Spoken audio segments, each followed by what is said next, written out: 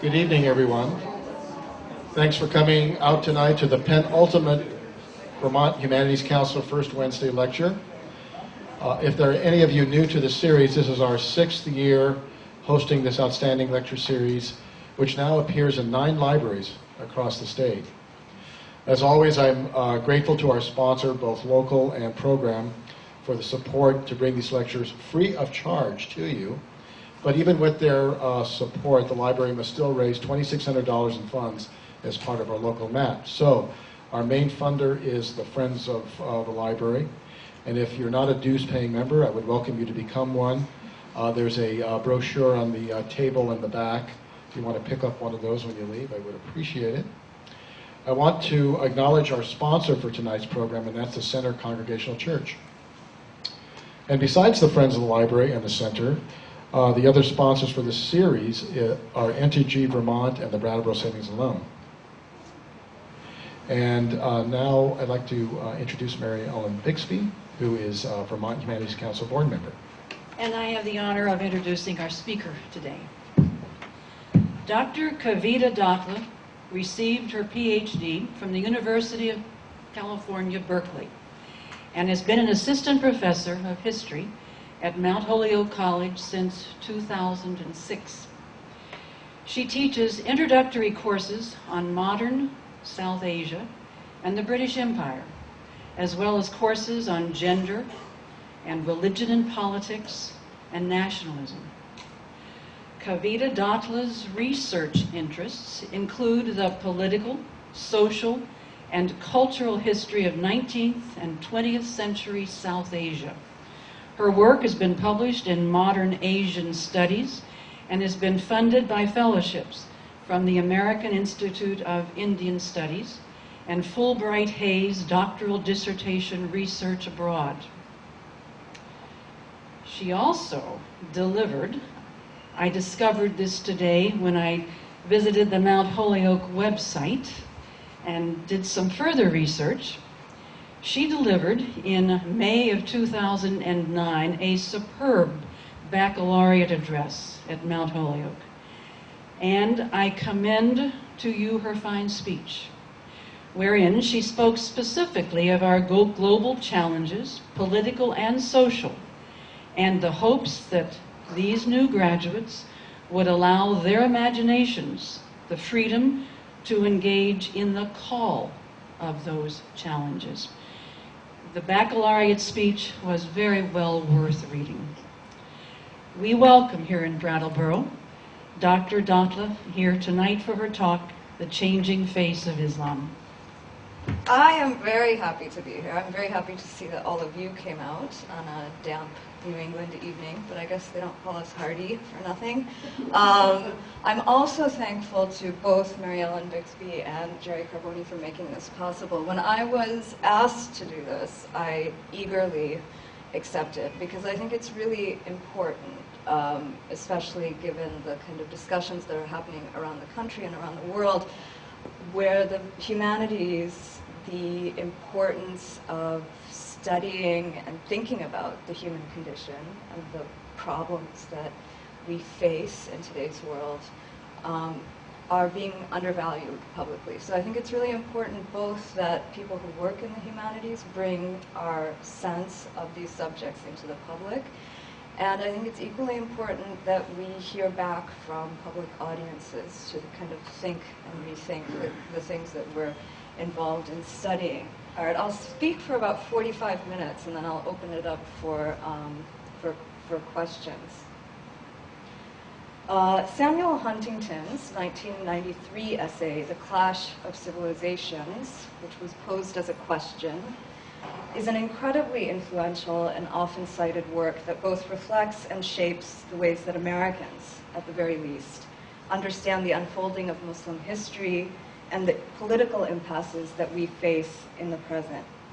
I began this lecture with a discussion of Samuel Huntington's essay because the first thing that historians must do is establish a critical distance from our own common sense, to be careful not to project our frameworks into the past, and to allow those histories that we discover to militate against the ready-made stories that we have for them. This is something that the humanities are uniquely positioned to do. History in particular allows one to rethink the very categories that one uses to understand politics.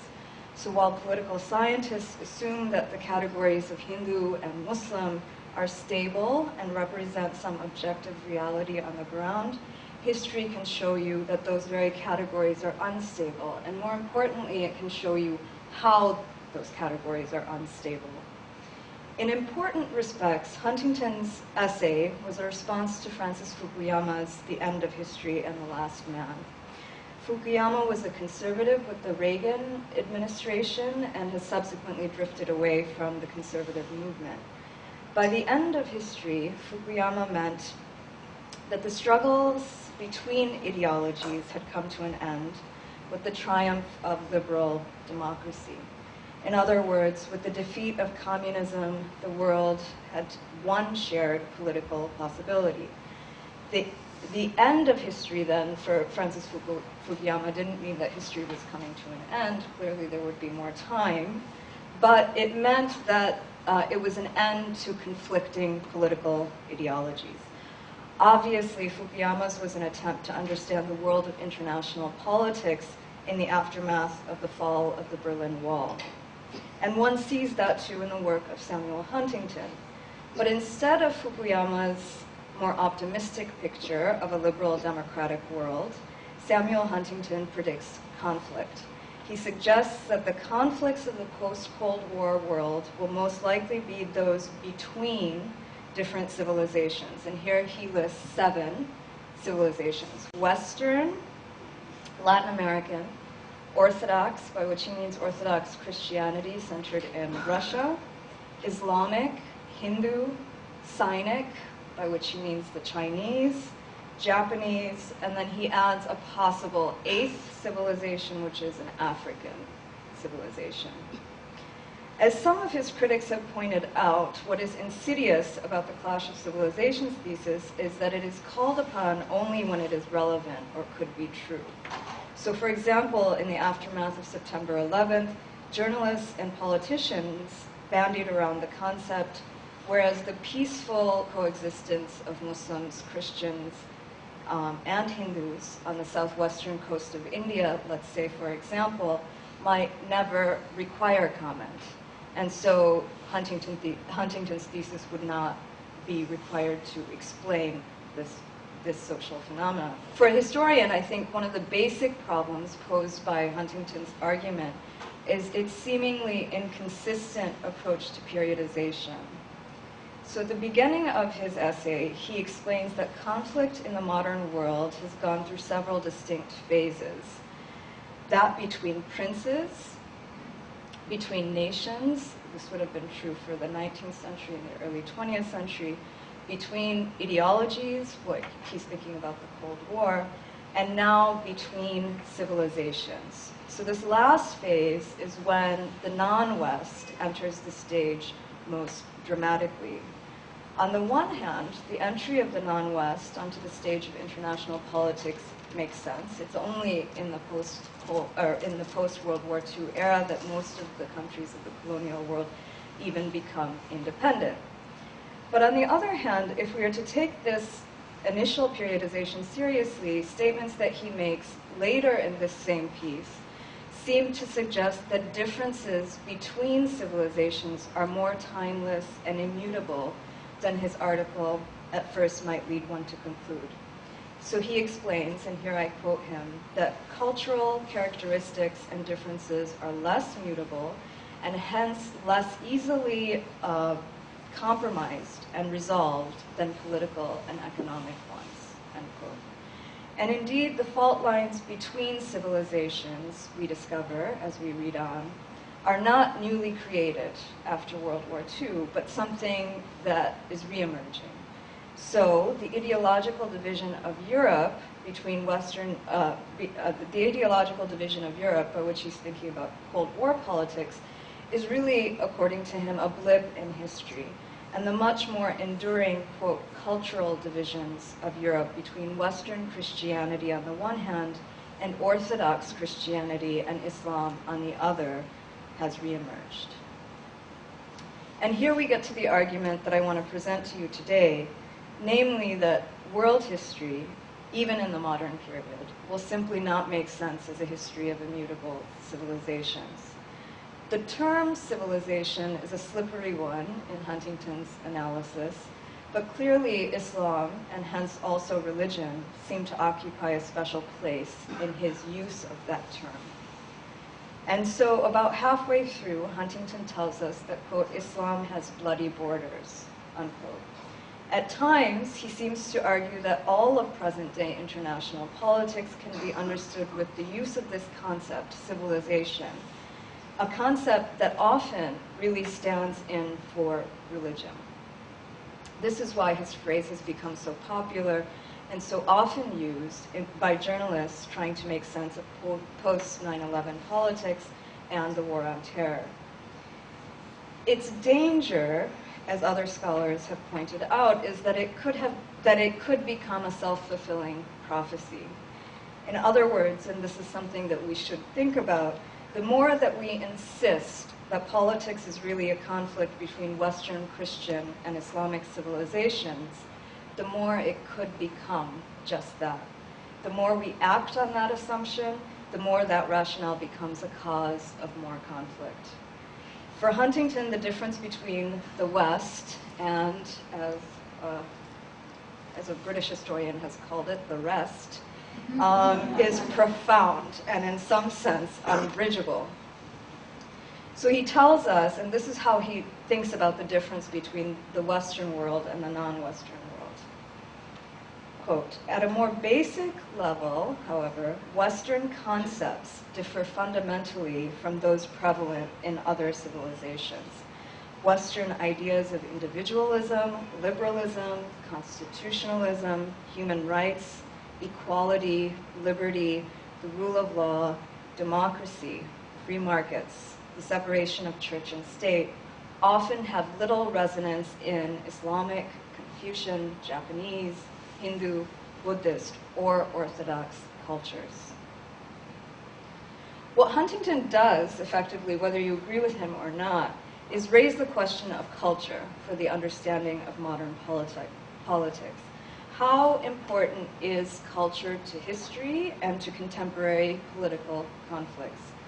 The other question that he raises is about the relationship between modernity and the West, the relationship between modernization and westernization. If so many of the institutions, and indeed the very concepts with which we understand modern politics, have roots that lie within the history of the West, what is the fate of those concepts in the post-colonial and non-Western world? These are very big questions. And I propose today to give you some of my own answers to these questions. But before I start, I want to go through a few maps and through a few figures, because I want it to be clear when we're talking about the Muslim world, who we're talking about exactly. When Huntington thinks about Islamic civilization, he's likely thinking about this map, which is a map of the historic expansion of Islam. In 622, the Prophet Muhammad moves with his followers from the city of Mecca to Medina and establishes the first Muslim community. So this is why the Muslim calendar begins in that year, right? It's the date of the first Muslim community, not the date of the Prophet's birth. This is the darkest area at the center of the map. He dies about 10 years later, 632.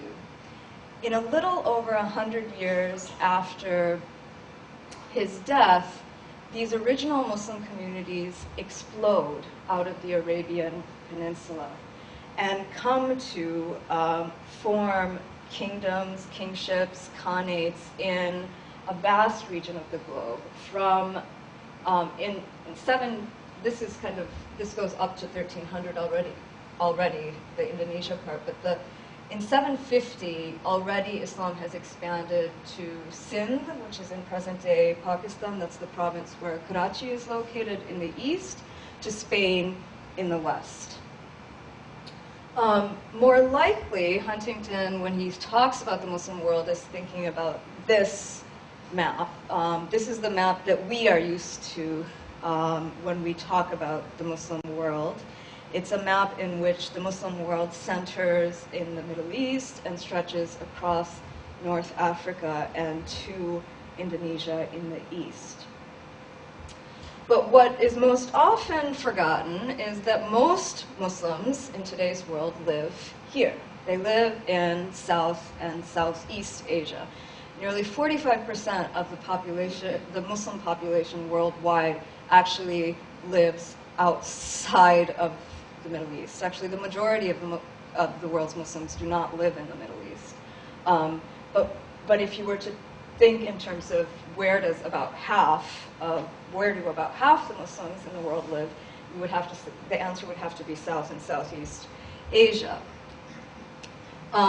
This kind of breaks these numbers down even further, and you'll notice that the largest single population in any, or the largest population in any single region of the world is actually the 28% of Muslims who live in South Asia, in the countries, mostly in the countries of India, Pakistan, and Bangladesh. This is a list of the top 10 Muslim countries by population. And there are several things that could strike you about this. The first is the number of countries on this list that are actually outside of the Middle East. So the first, Indonesia, is in Southeast Asia. The second is not Pakistan, but is India. The third is Pakistan. The fourth is Bangladesh. It's only when we get to 5 that we get to a country that we think of as a Muslim country or at the center of the Muslim world, and that is Egypt, right? The most populous country of the Arab world. The other thing that one should notice, so this is the list, but on the far right-hand corner of this slide, or the right column, is trying to give you an indication of what percentage of that country's population is Muslim, right? So in the case of India, which has the second largest population of Muslims worldwide, they're the second largest, but they're only 16.2% of the Indian population, right? The reason I put that set of numbers on this slide is because I wanted you to know that in 3 of these top 10 Muslim countries, in terms of population, Muslims actually live as a minority. So if we were to use the terms of Huntington's analysis, there are large populations of Muslims in the world. Some scholars estimate 1/3 of the Muslim population worldwide actually lives as a minority in a country with neighbors who are predominantly, in the case of India, would be Hindu. There are 200 million more Muslims in South Asia than there are in the Middle East, right? I stress all of this because I think there's a way that when we're talking about Muslims in this country, often we have no sense of who we're talking about, who these people are. The assumption is that they're Arabs. The assumption is that they're in the Middle East. There are all kinds of assumptions that just are not true. And these charts, I hope, also give you a sense of 2 related things. One is that South Asia should be an important location with which to understand the Muslim world. And the second is that if, in fact, Muslims have been living amongst people of other religions, then we should be skeptical at the outset of Huntington's assertion that, quote, over the centuries, however, differences among civilizations have generated the most prolonged and the most violent conflicts, end quote. If we believe that statement, we cannot understand the fact that in South Asia, Muslims have lived alongside Hindus, Jains, and Christians for centuries without any religious war that we could compare to something like the Crusades. And in fact, that metaphor of religious conflict that we have, the metaphor of the Crusades, is problematic, right? I mean, there's a whole new set of scholarship coming out on the Crusades. The Crusades is very geographically specific. It's hard to imagine that type of conflict anywhere else. But it was also a set of wars that was punctuated by all kinds of diplomacy, all kinds of other kinds of relationships that were going on between Muslims and Christians. But that's an aside. I just want to say I'm using the metaphor of the Crusades, knowing that we probably have to read more about the Crusades before we do so. So, on the one hand, Huntington's thesis doesn't allow us to understand the histories of the majority of Muslims in today's world, nor does Huntington's thesis about violence between civilizations help us to explain the violence within more particular contexts. So, for example, in Pakistan, groups like the Ahmadis, who consider themselves Muslims, have been declared non-Muslim. In other words, the fault lines within civilizations are significant. At the end of the 19th century, Mirza Ghulam Ahmad declared himself to be the promised Messiah of Islam. Mainstream Sunni and Shia Muslims consider this claim blasphemous because it violates the idea that Muhammad was the last prophet. Mirza Ghulam Ahmad's followers, called Ahmadis, are in today's Pakistan targets of violent attacks. Since 1974, it has been illegal for them to profess, practice, or preach their faith, and several of them, according to Amnesty International, have been arrested and charged with blasphemy, which carries a compulsory death sentence. So the violence against Ahmadis happens in the public sphere with attacks on individuals and groups in their places of worship, and happens also through the apparatus of the Pakistani state.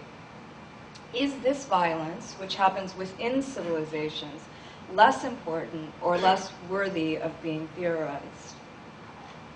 But even if we were to consider the Ahmadis a very small group, it is numerically a very small group, a group at the edges of Islamic civilization, Huntington's emphasis on the differences between civilizations might cover up the great variety of South Asian Islam. Okay, so this is a chart that I got from the internet, which I tell my students never to do. So here we are. And I'm not completely happy with the way it spatializes this, but I wanted to give you a sense of some of the ways that Muslims categorize themselves. And the major division here is that between Sunni and Shia. And if you've been following kind of Middle East politics, you will have heard those two terms. Sunnis are further subdivided into schools of jurisprudence, schools of law. So the Hanafi, the Maliki, the Shafi, these are different schools of law. The Shia are further subdivided on the same principle that you have the Sunni and Shia split, which is disagreements about the succession to the Prophet, the temporal succession to the Prophet. And at the bottom, the Kharijites are mostly found in present-day Oman, so they don't necessarily apply to South Asia. The schools of Kalam that are here listed at the bottom, Kalam is usually translated as theology. But basically, these schools differ in very basic philosophical principles as they relate to religion. So to give you an example, at the second to the last one here is listed the Mu'tazili. And the Mu'tazili were a group of philosophers who tried to reconcile the relationship between reason and religion, right? So they were big rationalists.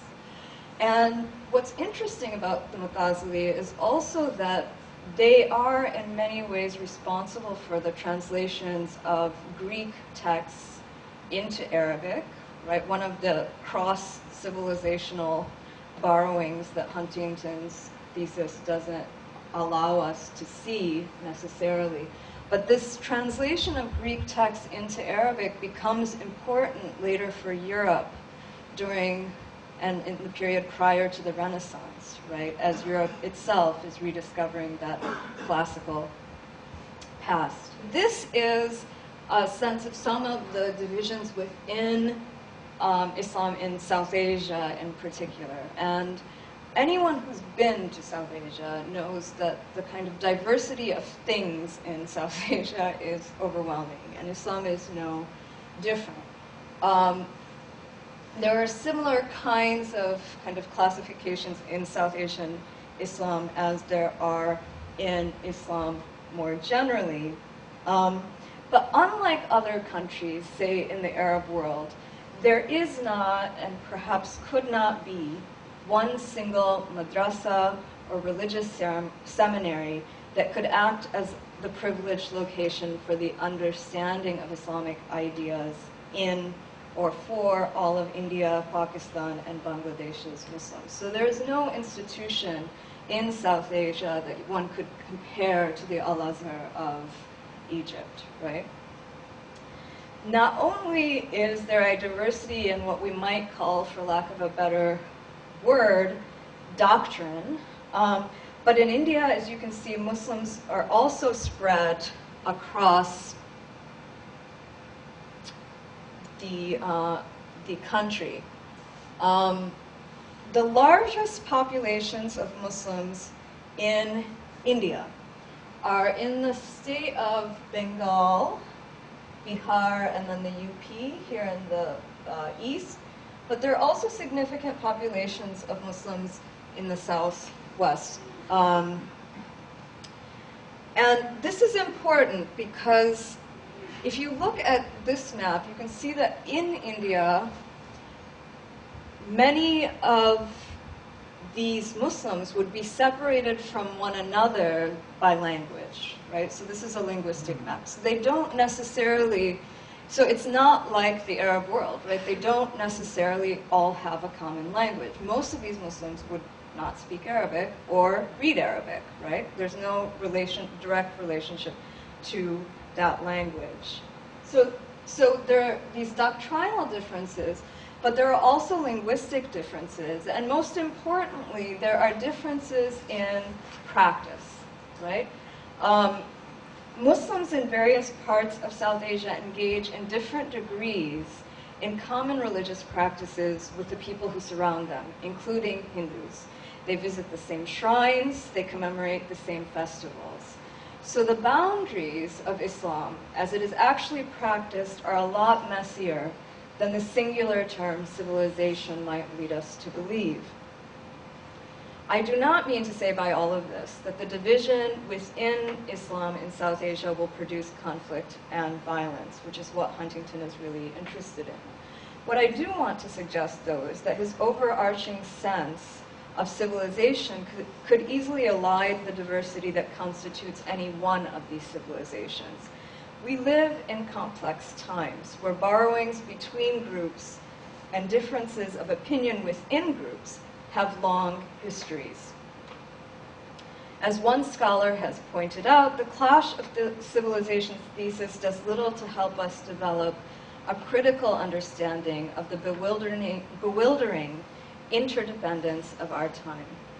So I hope you've begun to see the bewildering diversity in these slides, but I'm going to dispense with slides and talk to you now a little about the interdependence of the time and how we might understand this interdependence. I'm going to do this by looking at one specific historical example from South Asia in order to kind of ground some of these larger ideas about Muslim politics. The example I turn to is the example of a modern Muslim political and religious thinker, Syed Abul Ala Maududi. And I'm indebted here to the research done by two of my colleagues, Irfan Ahmed and Syed Wali Reza Nasser, who researched the life and work of Maududi. Maududi was born in 1903 in the South Indian city of Hyderabad. He's a really interesting historical figure. I encourage my students who know Urdu to do research on him because one, he writes in a very clear way, but he also witnessed some of the most important political events of modern South Asian history. He was born during the colonial period. He witnessed the growth of anti-colonial nationalism, the conversion of that movement into a mass movement, into what one could argue was the largest mass movement of modern history. He witnessed the partitioning of the subcontinent into two independent states, India and Pakistan, in 1947. So the India and Pakistan of 1947, Pakistan had two wings, a west wing and an east wing, with India running down the center. And less than 30 years later, he witnessed another struggle for independence in the eastern wing of Pakistan and the founding of a separate state there, the state of Bangladesh, in 1971. Maududi is best known as the founder of a political party, the Jamaat-e-Islami, which has separate organizations in all three of these countries, but is perhaps most influential in the country that Maududi made his home, Pakistan. The Jamaat-e-Islami was founded in 1941 and claims to be the oldest religious party in Pakistan. It has been an integral part of the Muttahida Majlis-e-Amal, a coalition of Islamist political parties in Pakistan forged in the early years of this century. While his influence on organizational politics is most clear in South Asia, his work has been read across the Islamic world and by figures who were important to the founding of the Muslim Brotherhood in Egypt and to some involved in the Islamic Revolution in Iran. So when I talk about his influence in South Asia, here too one must tread carefully. Though the Jamaat is organized in all three of these countries, it is doubtful whether one could really call it popular in any of them. National Islamic parties have fared completely, horribly badly in India. And even in Pakistan, where the Jamaat's influence is more noticeable, the Pakistani people have, whenever they have been allowed to go to the polls, which unfortunately is not often enough, have overwhelmingly voted for parties that do not have an avowedly religious agenda.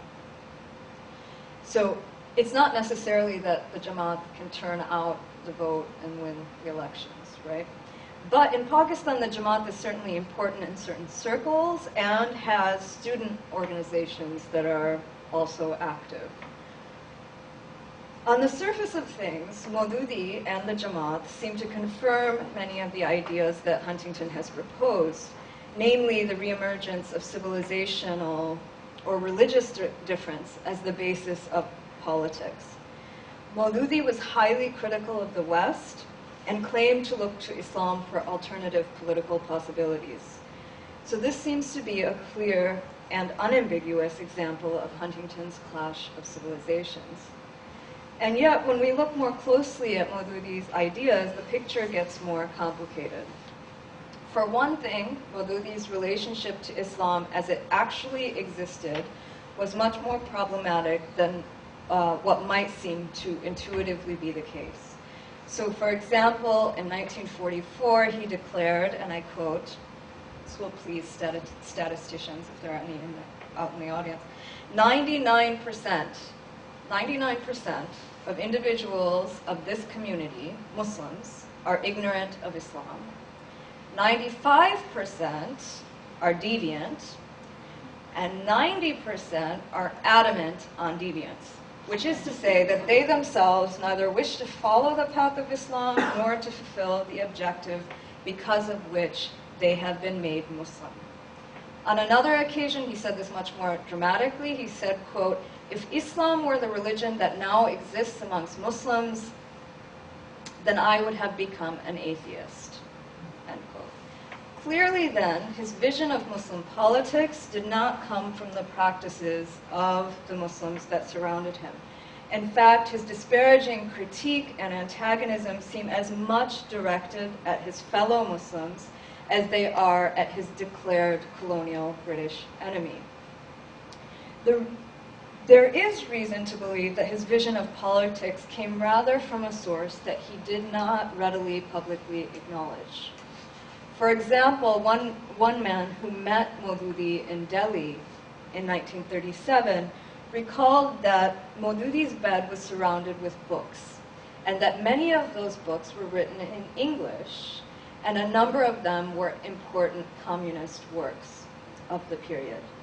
Maududi never acknowledged the influence of Western sources on his thought. In fact, much of his career was spent denouncing Western influence and calling for a return to true Islamic principles. And yet clearly he was reading these works and developing his own thought in relation to them. So this one man's memory of Maududi's reading habits is in fact confirmed by an article that Maududi wrote in 1939 titled "The Philosophy of History of Hegel and Marx." So the first thing we must do is be cautious about claims to indigeneity, claims to be a spokesman for these immutable civilization. Maududi's Islamic civilization, or rather his creative appropriation and reconstruction of Islamic civilization, might actually have been, in the words of Sayyid Khalid Reza Nasser, quote, based on the very culture he sought to reject, end quote. And this is something that comes up for historians quite a lot. Whenever you have someone claiming to recuperate the past, this is a red flag, right? What do they mean by that? What kind of past are they exactly talking about? But so the fact that he was influenced by these Western ideas is most striking in his political vision, one that can best be described as Leninist in inspiration. For Maududi imagined the transformation of society as one that would be enacted by a political vanguard, a committed group of political activists who could understand the full sweep of human history, the dialectic that underwrote it, and the direction that it should take. This political vanguard, inspired by an Islamic ethos, should, according to Maududi, attempt to capture the state and through the means of state power implement its vision of the future on the rest of society. In articulating this political vision, Maududi was in fact proposing a theory of politics that was altogether new to the Islamic tradition. Traditional texts that set standards for Muslim monarchs over centuries, what has been referred to as the Mirror of Princes literature, make no appearance in Maududi's writing or in his thought. Rather, what he was proposing is that a new group of people take charge of politics. Not the traditionally educated ulema, men who studied a traditional Islamic curriculum in madrasas. Maududi himself was not from that group, and he had an estranged relationship with them. So not the ulama, not the religious scholars, and not the aristocracy, but, not surprisingly, men like himself. Men conversant with Western ideas, men who educated themselves in Islam, men of, put most simply, the educated middle classes. It's worth mentioning that this is a profoundly modern idea. It's a profoundly modern vision of politics, a vision that has taken various forms across the world, but one that would have been inconceivable in the pre-modern world, right? I mean, if you can imagine talking to a European monarch in the 14th century and saying, let's have the people govern this I mean, it's just insanity, right? So you have this very modern idea. So whatever Maududi's claim to draw upon an Islamic tradition, one has to acknowledge that his own ideas were deeply shaped by the period in which he lived. This is underscored when one compares his ideas to his contemporaries, even outside the Islamic tradition. It's worth noting that this is the same period in which Hindu leaders are developing their own criticisms of Western civilization. The most notorious is, of course, Gandhi, right?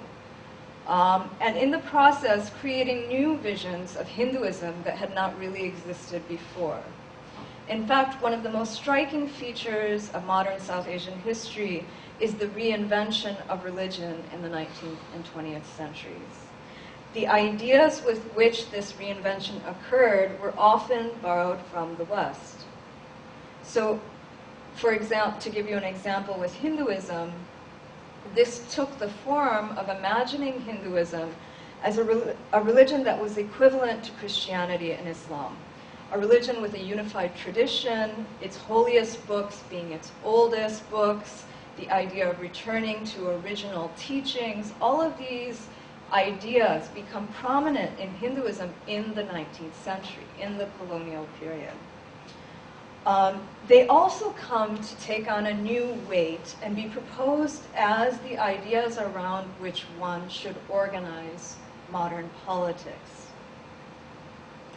So, in saying that one of the most striking things about modern South Asia is the reinvention of religion, what I am saying is precisely the opposite of what Huntington says when he says that civilizations and religions are immutable, that they are unchanging. This does not mean, of course, that South Asians give up culture or religion, but it does mean that they radically reconceive its very form. What these comparisons that can be drawn across religious traditions should provoke us to ask is what the scholar Mahmoud Mamdani has asked in another context, and this is his question. Is the history of thought best understood inside containers labeled civilizations, one Islamic, another Hindu, another Confucian, another Christian, or alternately one European, another Asian, yet another African, end quote? Or rather, is it more useful, and this is my question, to place figures like Maududi in his time, to see him not simply as a product of a singular Islamic tradition, but to see him as engaged with the biggest political questions of the period, questions that are as old and vexed as the emergence of modern politics itself. So even within the Western tradition, there have been critics, people who question the form of modern politics and economics, figures like Rousseau, Marx, Ruskin, Goethe. Through that very questioning, they were necessarily part of its conversation, not its outsiders or its existential others. More particularly, it seems plausible to suggest that the period which was most formative for Maududi as a thinker, the 1930s and 40s, had a profound influence on his thought. The experience of 2 world wars left many, both in the West and the non-West, highly critical of the form and content of modern politics. The form seemed to be to unleash an immeasurable and unforeseen violence fueled by the technological developments of modern science.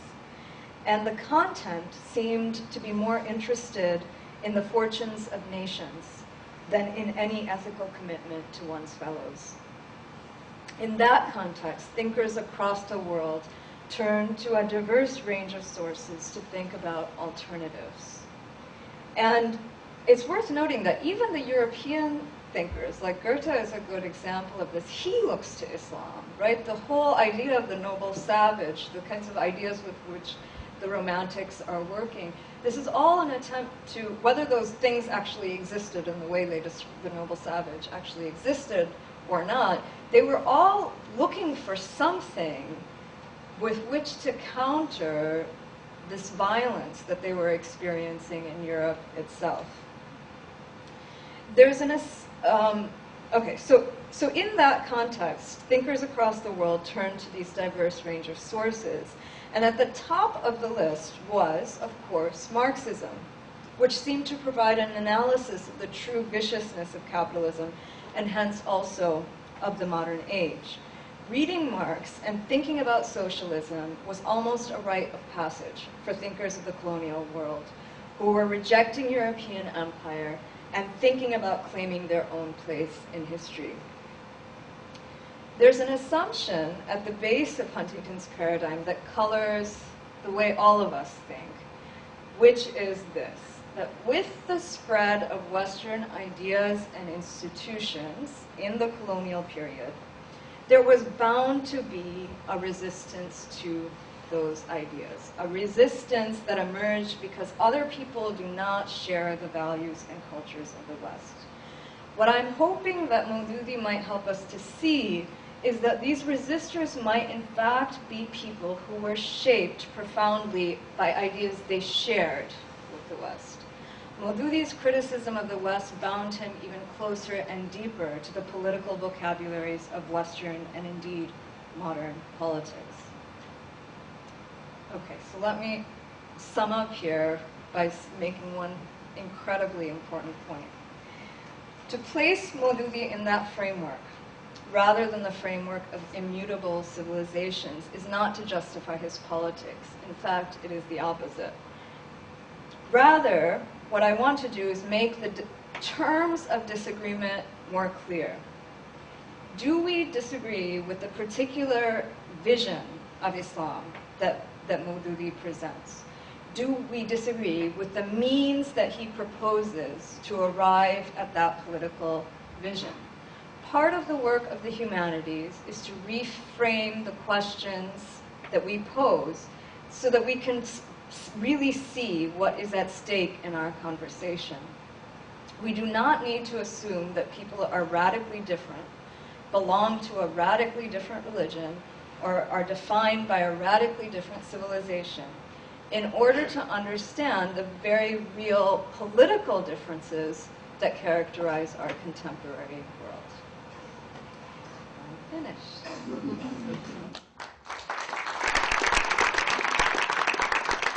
So I'd be happy to take questions, if there are questions or comments. She's laughing because I'm always the one who asks the question. Two things. One, could you give a little, is it Huntington? Huntington. Yeah. Huntington. So could you just give a little context of who he was and where he was from? And Yeah. And then the other question is, do you have the numbers for your chart there for different countries of the total number of Muslims in the United States? I don't have numbers for Muslims in the United States. So the chart and all of this is basically about Asia, but it's a good question, because when you look at the population in Asia, that's only 70% of the Muslim population worldwide. So there's still a significant number of Muslims living outside of Asia, right? Many of them would be in Africa, actually. So I don't have numbers for the U.S. Huntington recently passed away, and he's actually a very important and intelligent man. That's partly why I engage him, because I think his argument, and part of the reason I present his argument in detail, is I think it's actually more complex than the catchphrase that is taken out of it often. He recently passed away. He's a very important figure in the field of international relations. His politics are less clear than the Fukuyama politics, because Fukuyama's been, he's drifted away from the conservative movement because he thinks that they've,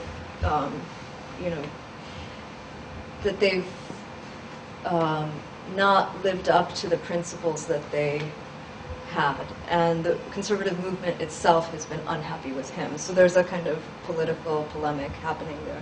Huntington's own politics are less clear, and he's less involved at that level in American politics. But he taught in the U.S., I think in New York, for many, many years. Yeah.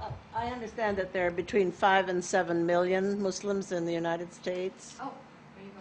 And it's the most rapidly growing religious group in America, in the United States. Do you know if this is through conversion or migration or some combination? I don't know. Yeah.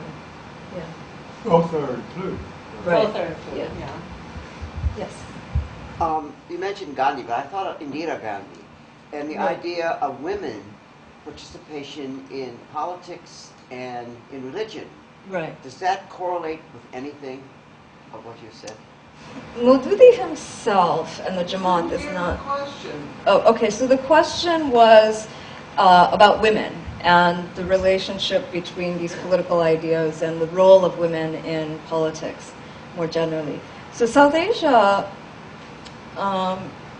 has had, my father always says this is some great accomplishment. There have been so many prime ministers who are women in South Asia. Does that really change the situation for women more generally, is my question. But so the Jamaat is a male organization. So for Maududi himself, it would this would not be kind of proper Islamic practice. But what's interesting, and we see this there's a book about this in Egypt, and we see this certainly with the Hindu rite in India, is that some of these religious kind of political organizations do mobilize women who might, in other circumstances, not spend as much time in public. But because they feel like they're performing a pietistic role, and that has to be public in nature because you have to engage people who are not practicing religion properly, that it paradoxically brings women out of the home, right? They might not be doing progressive, what we think of as progressive things, but they're engaged in public conversations, they're asserting a certain, their own agendas, whatever they might be. So in that sense, whatever Maududi thinks, it's happening. And that might be part of the reason that it is actually that in South Asia, you do have female political leaders, you do have women in the bureaucracy.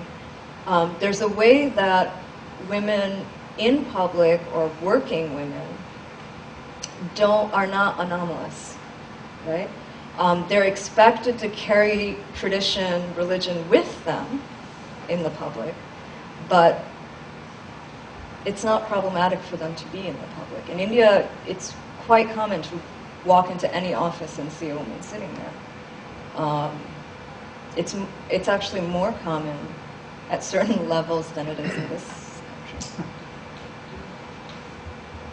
You said that religion is not an immutable force and that there are changes in the 20th century in the way people conceive of their Islamic traditions. Can you give us some examples?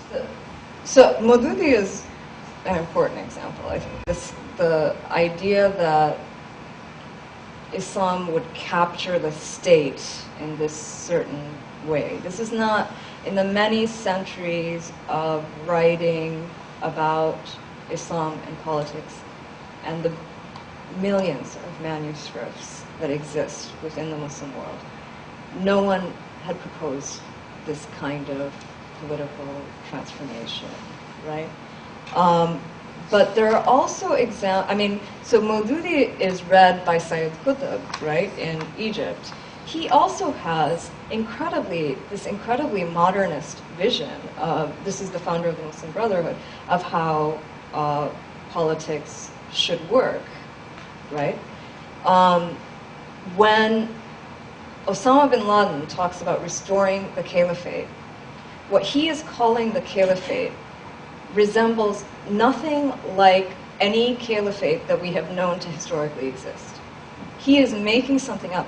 The real caliphate, the last deposed caliph, the Turkish Ottoman caliph, married his daughters actually to some Indian men. So if he were to restore that line of the caliphate, it would be Indians for the caliphate. That's not what he's thinking, right?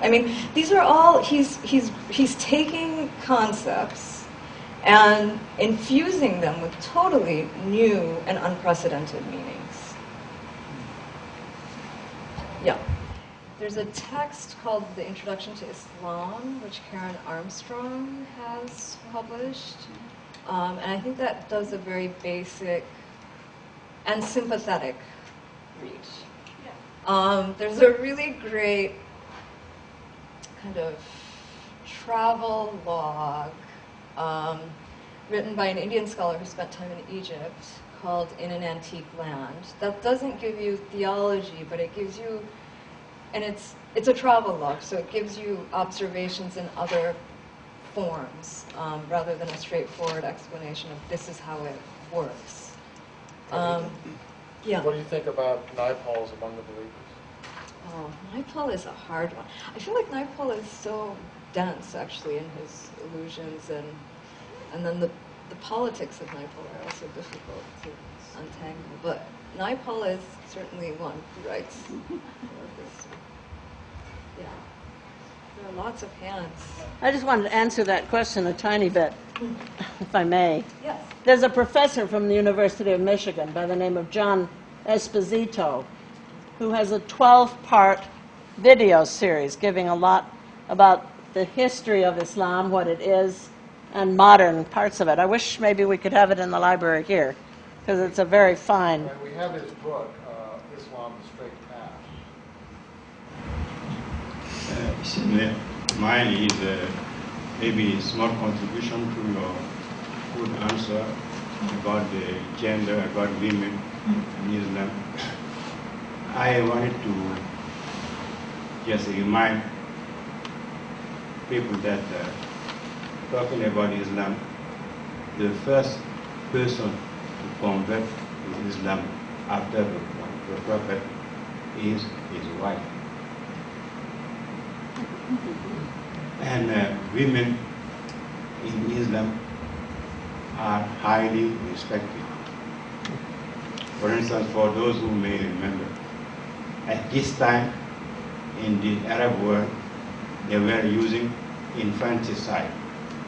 Any new baby, if it's a boy, okay. If it's a girl, was killed. Yeah, this is still happening. Islam put an end to that. Muhammad said no. And also, there is for that one day, one of his first followers came to him, to the Prophet, and said, Prophet, please, who in the world is the person I have to respect the most? The Prophet said, your mother. The person came again, second time, the same question. After my mother, who should I respect? The Prophet said, your mother. The person came again a third time. I said, okay, now after my mother, who should I respect the most? He said, your mother. Then the person came, asked the same question for the fourth time. Then the Prophet said, your father. And he also said, the best, talking about the men of his time, the best among you are the ones who are nice to their wives. I think there are two things to be noted about this. So many of the texts written about Islam, the social science text and humanities text, talk about it in terms of theology, this, then the Sunni Shia, this, that. But this is actually the way that most Muslims talk about Islam, is they will tell you stories of the Prophet. And I think the other thing that this gentleman is reminding us is that even thinking about the Prophet should be historicized in some sense, right? So think about the things that he did in his context. There's a 19th century religious scholar in India who makes a really interesting case that's slightly different from the case that you made. This is Maulana Tanvi, who's one of the most well-respected religious scholars of the late 19th century. And he makes this case that's absolutely astounding when you read it now, because he says, look, in Islam, the Prophet, the example of the Prophet, is not an example for men alone. he is an example for the proper conduct of women as well. So in Islam, there is no distinction with conduct, right? And he says, if you look at Islamic texts, the Prophet Muhammad himself was in certain respects feminine. He was modest, he was kind. So it's like this whole gender-bending exercise that the scholar is saying that, look, this division that we have between men and women are going to do certain things, like be modest, and men then are not going to do those things. That doesn't make sense in the kind of Islamic tradition. So there are many ways in which people have dealt with the Islamic tradition to think about questions of gender, some more progressive than others. Just, if I may, you may want to consider this book, A Journey into Islam by Ahmed Akbar, and A Journey into Islam, and one by a non-Muslim lady. I forgot her first name, but her last name is Murphy, M-U, as you know. And Passion for Islam. Passion for Islam. Thank you.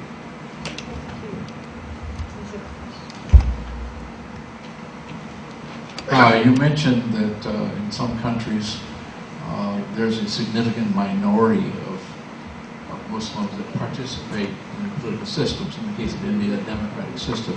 We're used to dealing on a daily basis with reading the newspapers about countries where the religion and the leadership are pervasive. Right. Could you indicate to me how the countries where the Muslims are in a minority, how they interface with the political system, and what kind of influence does their religious belief have in that particular kind of participation? Right.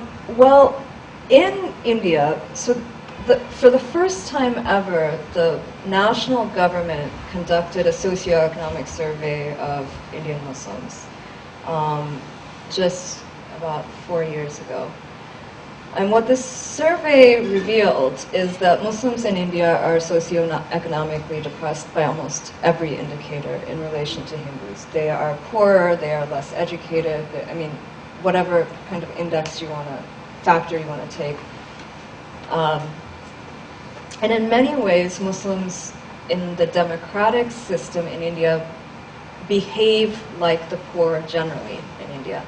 So, one of the things about Indian democracy that is maybe a cause for hope is that the people who vote most are the poor. Yeah, it's not the middle classes. So the poor vote the most, and Muslims also vote. The Indian Constitution recognizes Muslims as, the Indian Constitution protects the right of Muslims to practice their religion. This takes a couple of forms. It takes the form of recognizing Islamic law in certain areas. So with inheritance, with divorce, with actually issues that affect women. Muslim law is recognized. Hindu law is also recognized, right? In some cases, and especially at independence, Muslim law was more progressive than Hindu law.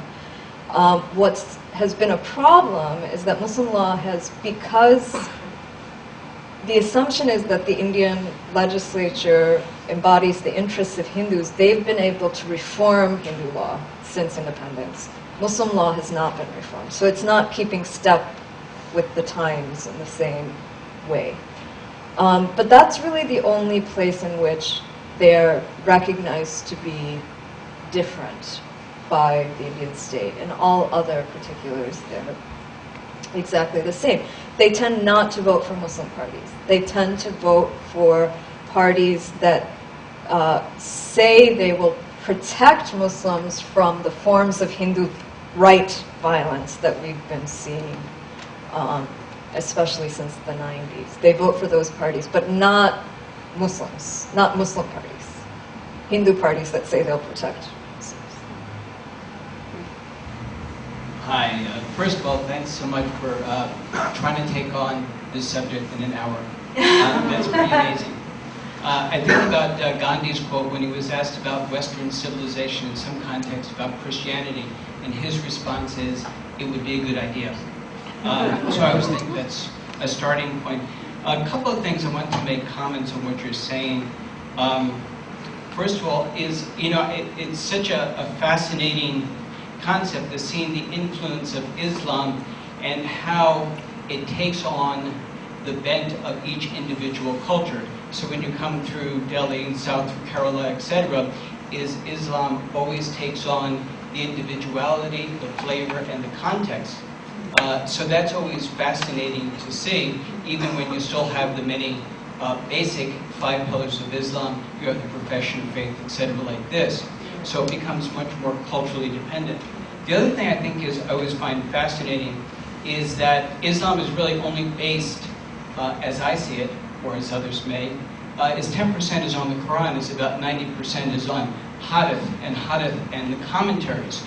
So, and of course the hadith written anywhere from 700 years to 900 years after the death of the Prophet.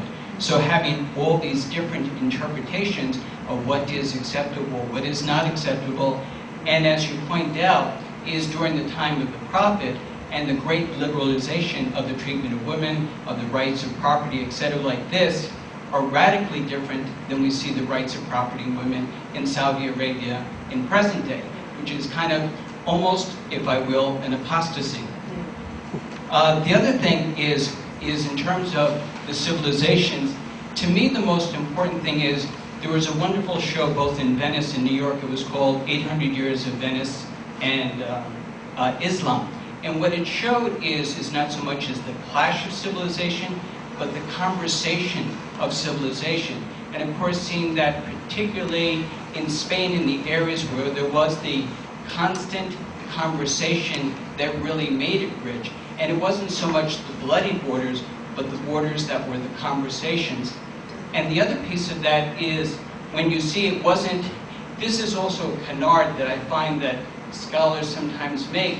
It wasn't just that the Muslims preserved the Greek and the Latin, but they took that in the ports of Alexandria, both in the late 800s to the 12th century, thought about it, reinterpreted it, and created a fresh body of literature. And that foundation, I think, really was the basis for the Renaissance. It wasn't simply them holding that. So those are some of my comments. And the last one is about community.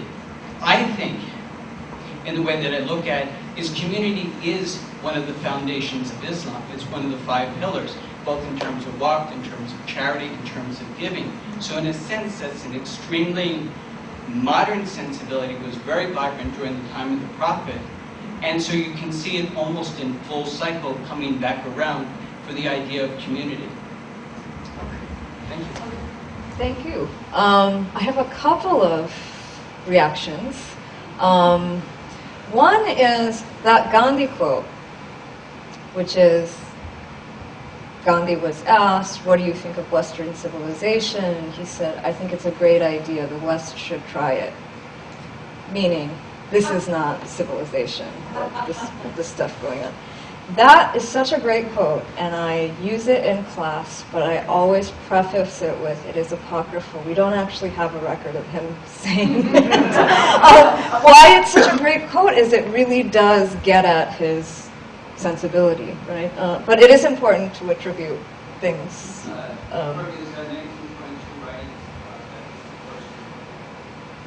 No, it's not actually. Scholars have looked because it's so often cited. So historians have looked. Are you talking about the collected works? Yeah, it was in letters, and then it was commentary attributed to early 1920s. Of course, I've seen it, which may be secondhand. So I okay. Yeah, you should check because we've looked at the collected works to try to find it, and it's not there. We've looked through the newsreels, and he doesn't actually say it in any of those interviews. Yeah. But but it's a great quote because it does get at what he's saying. Because he's saying there's nothing wrong with the West, right? It's these things that are happening that the West has no control over. This is not good, right? That was the first thing. And I think you described really well how the kind of the character of Islam changes as you move through different places. I think the research on Spain and Italy is really exciting. I think the other place that research is really exciting is the research on the Ottoman Empire and the way that the Ottoman Empire dealt with very diverse religious communities. It seems like, in retrospect, a model. I'm not sure that any current nation state is doing so well with religious diversity as the Ottomans did. So there's a lot. I come back to 1493 when the Khalifa kicked out of Spain, Yeah. and the Sultan of Turkey said, "We'll take them." Yeah, exactly. Yeah. And there were ways that the Ottoman state recognized religious difference and negotiated it. There was a hierarchy in the sense that they did think Islam was the true religion. But because they weren't worried about what Christians would do if they professed Christianity or what Jews might do if they professed Judaism, the state also recognized those different communities and actually made provisions for them to practice their different religions. So there's a lot of new spaces in historical research that have opened up recently. I think partly as scholars throw up their hands and say, this doesn't, the Islam that we're seeing in the media looks nothing like the Islam we see in the historical record. Yes? Were the Ottomans as tolerant of other the different forms of Islam as they were of Christians and Jews in the empire? They were, actually. They were. I'm not sure that they were different forms of Islam. That's a good question, whether Shiism was recognized by the state. And I think it was, actually. I'm not sure if all of the various doctrinal differences, etc., would have been. But I think Shiism was.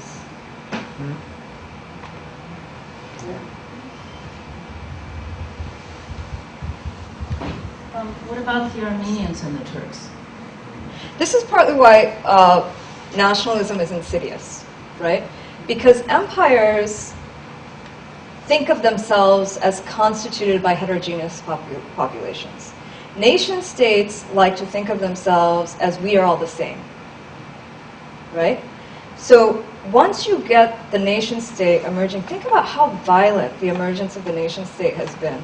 In India and Pakistan, you get basically hundreds of thousands of people dying in 1947. It's independence, and there are massacres.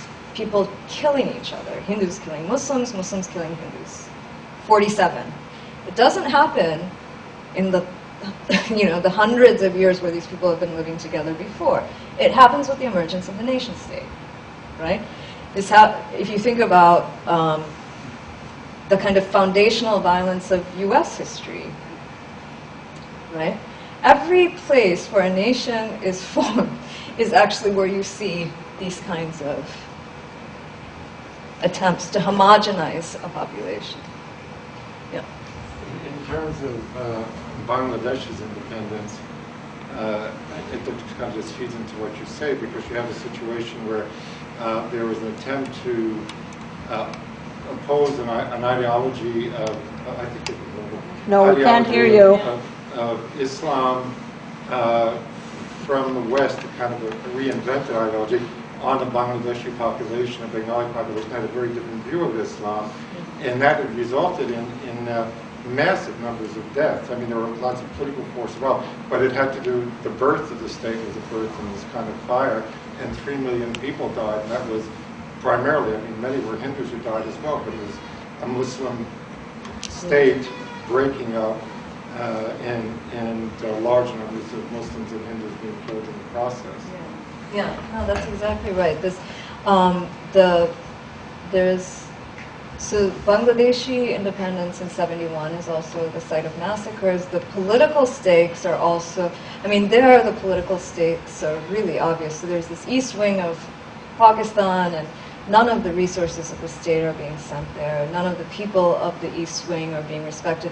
This is all cloaked in a culturalist kind of a vocabulary. So, oh, those Bangladeshis, they speak Bengali. That's really a Hindu language. They shouldn't speak that.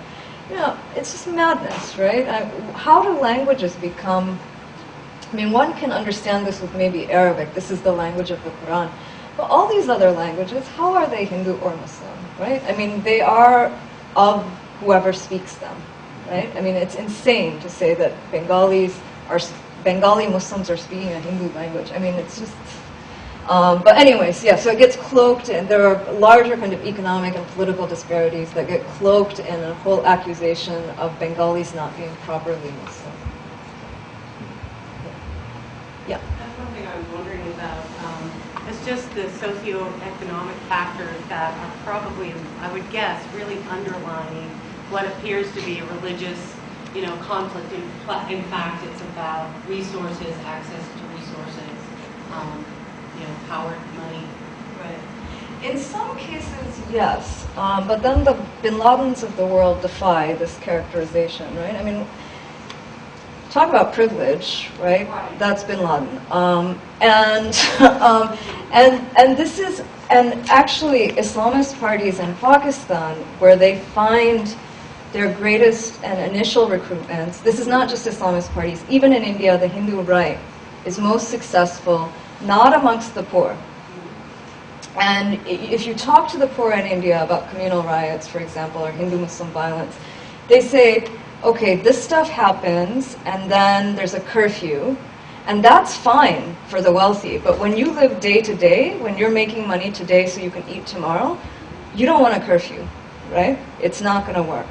So where the Hindu right and Islamist organizations, this is what kind of political scientists have shown us, find the most support, is at the lower levels of the middle class. It's people who have aspirations that are being frustrated, right? They're not actually poor, but maybe they're, the first set of their family to be educated, and they start thinking, okay, that means that I'm going to be able to move upwards, and then they don't move upwards, and that frustration moves into other kinds of realms. So I think there is a relationship between economics, or the kind of political economy of these places, but I'm not sure that it's as straightforward. And this is true of, in the cases where there have been failed suicide bombings and they've interviewed the people afterwards, they're not poor people, so it's not a kind of weapons of the weak argument. Yeah. What is keeping that group of people from moving up in the way that you're talking about? The question was, what is keeping those group of people moving up?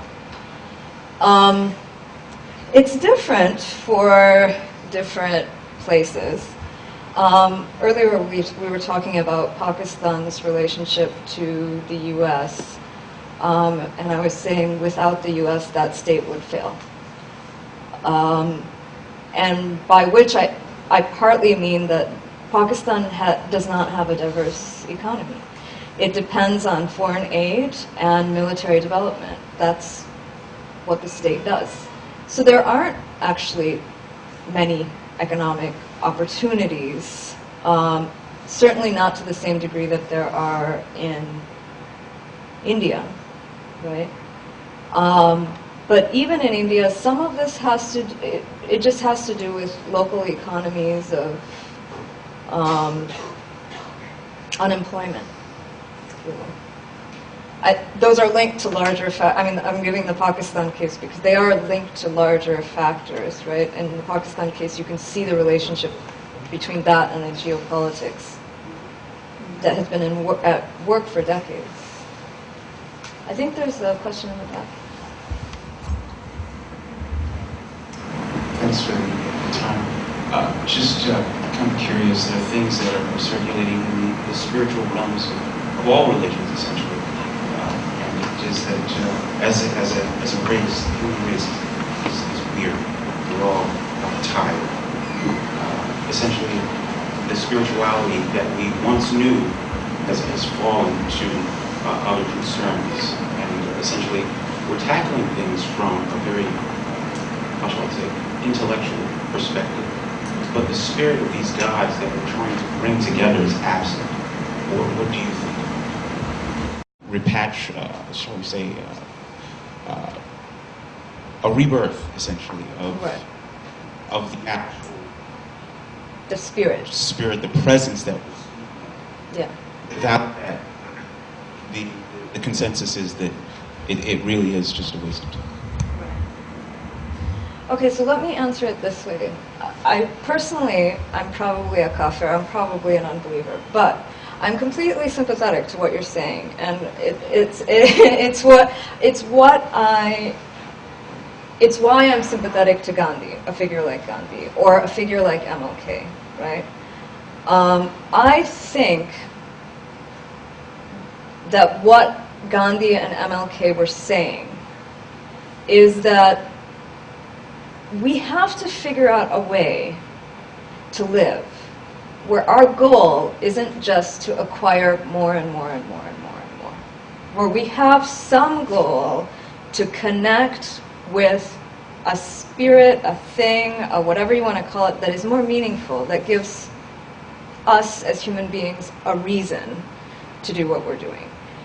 And both of them, of course, here's another example of the connections to European thought, read Ruskin, right? So MLK is carrying around Ruskin when he's shot. Gandhi read Ruskin in South Africa. And all of this is, it's a critique of materialism, right? It's a critique of the materialism of Western civilization and the path that it's leading us down. So I'm sympathetic to this, and I think I'm not sure that would work in the U.S., quite frankly. The way I see politics functioning in this country, I think calls to religion are often devoid of that, or popular calls that people respond to are often devoid of that spirit, or the way I see it on news channels, which might be, actually making me more confused. But that certainly works in almost every other context, right? That people respond to calls to be better because this is not what God intended. So I am sympathetic to what you're saying, even if I'm amongst one of the condemned non-believers. I truly don't see that in that context. Yeah. What I really look at is that we all live for more. Right. And essentially that has died greatly. And there are prophecies from every civilization that will regress into a Neanderthal state wherein we'll be sophisticated outwardly, but inwardly we'll just literally be a friend against friend as though they're foe. Right. And we're seeing it come to pass. A lot of people are very concerned, and so I'm just wondering, with these wonderful discussions, right. are we feeding those who need to be fed with what they eat, essentially? Right. Because, I've spoken with wonderful professors who have literally broken things down to compounds that are neutral. Right.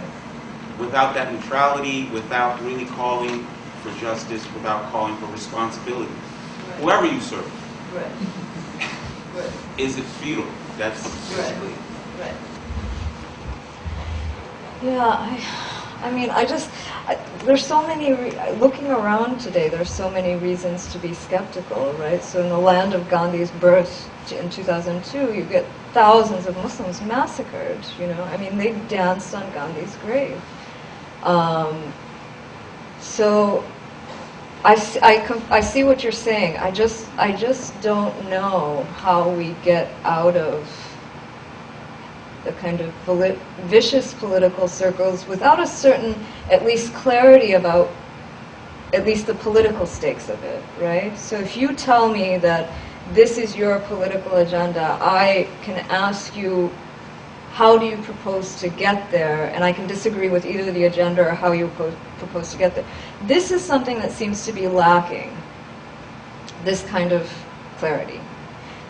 even in terms of international politics. So the discussion of, Pakistanis and what they might have felt about bin Laden, who were the people who were most upset by bin Laden's death?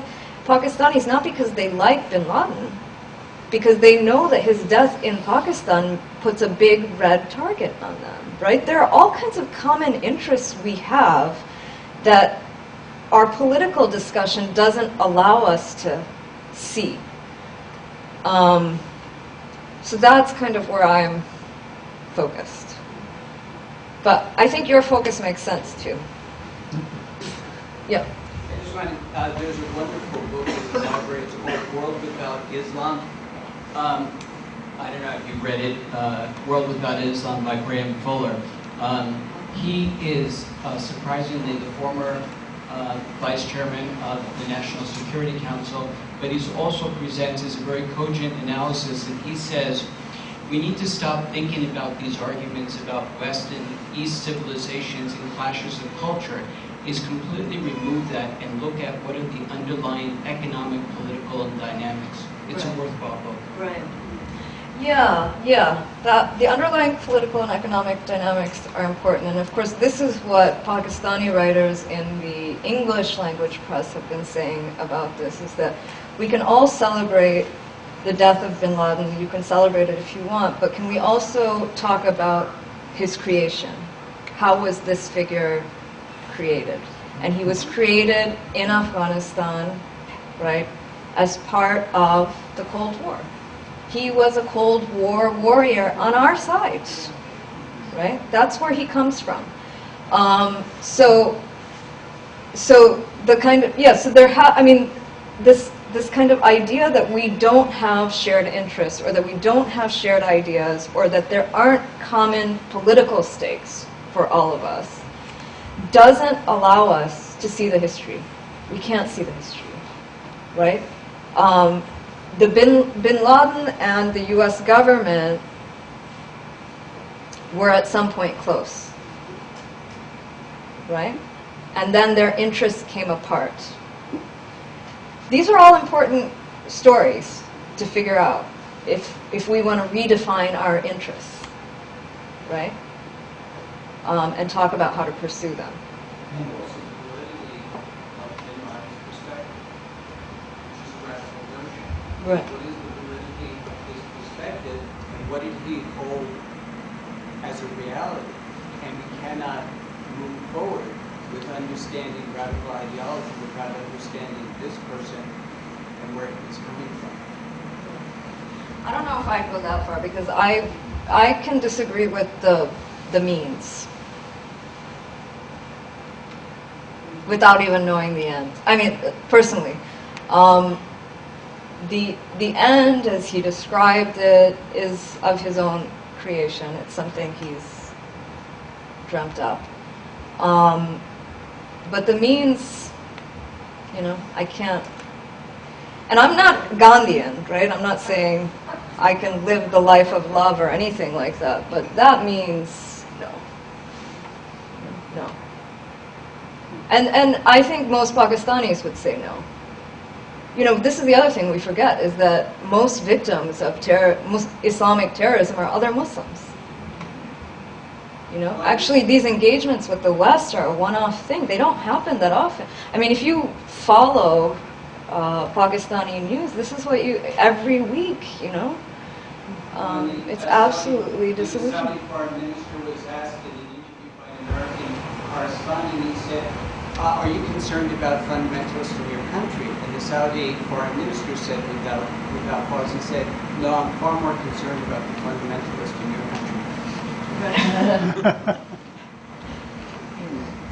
Okay, so I think I'm going to release you before you revolt. But I'll be here to talk with anyone who wants to continue our conversation.